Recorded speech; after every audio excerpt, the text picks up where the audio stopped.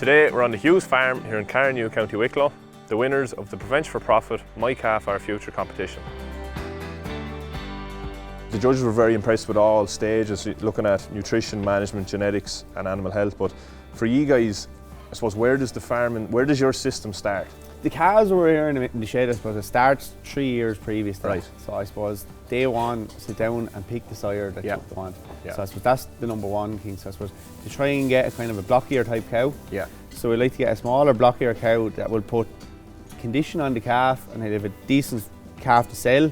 You'll also have a decent cow. You won't have a big tall cow or a little tiny cow. We like something kind of middle of the road with a bit of strength that can go on and do our year's work and without giving me or anybody else any trouble. So the calves come in here and they're fed transition milk for 10 to 14 days. After that they move down onto the automatic feeder for 81 days. On that they're on 6 litres, up to 6 litres of milk, and in that litre there's 170 grams of powder per litre. Just wasn't 140, we probably upped it more. People say it's too much. I like putting a bit of condition on my calf, very good. A bit of flesh. It's important to put money into a calf there today is way more valuable than putting into her as it's older. Absolutely. First 100 days is so important.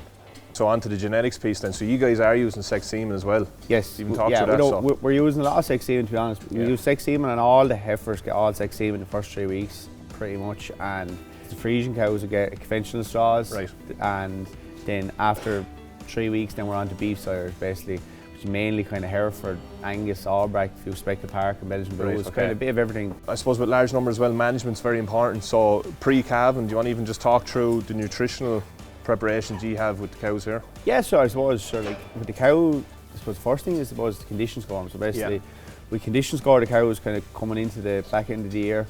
Anything that's a bit lighter will kind of go on a 10 or 12 week dry period, and anything that's the standard will be kind of on the 8 weeks. That's kind of the start. That's the number one to get a cow in good condition to calve down.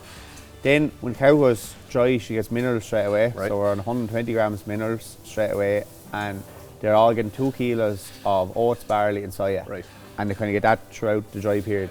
From an animal health perspective then, Joe, pre-calving, you said you're working with your vet and there's a couple of key diseases that you're vaccinating against the main cow herd? Yeah, so we do Lipto, BVD, IBR, Salmonella, Rovac Corona then for the calves, and then Bovilis intranasal then for pneumonia, just to kind of keep on top of things, So clearly, Joe, there's a very robust programme here with the heifer calves, right from nutrition, management of the shed that they're in, milk feeding and also animal health. I suppose the final one that pops up on dairy farms and beef farms for that matter too is crypto. Do you guys have any protocols? Yes, so we do an oral drench to the calves to prevent crypto. And that's given within the first week? Yeah, for 7 days, Brilliant. The beef calves then, you were saying you've the same farmers come back each year? Correct. Why is that? I suppose they're getting a good, square, healthy calf. I suppose they've got prevention for scour and pneumonia the same as the heifer calves, there's no difference, I suppose. And they're getting a good quality square calf. And that's why they seem to keep coming back, and I suppose it's beneficial to everybody. Joe, just to conclude on the video, you're doing a super job here, worthy winners. Now you're going to get to go on an all-expensive paid study tour to mainland Europe, where we'll be able to show you some farms. I suppose, what does it mean for you to win the competition?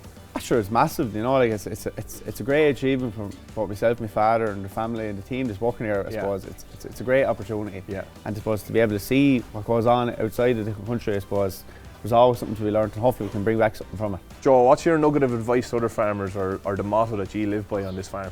If you do the small things right, the big things will fall into place. That's kind of the theory around here.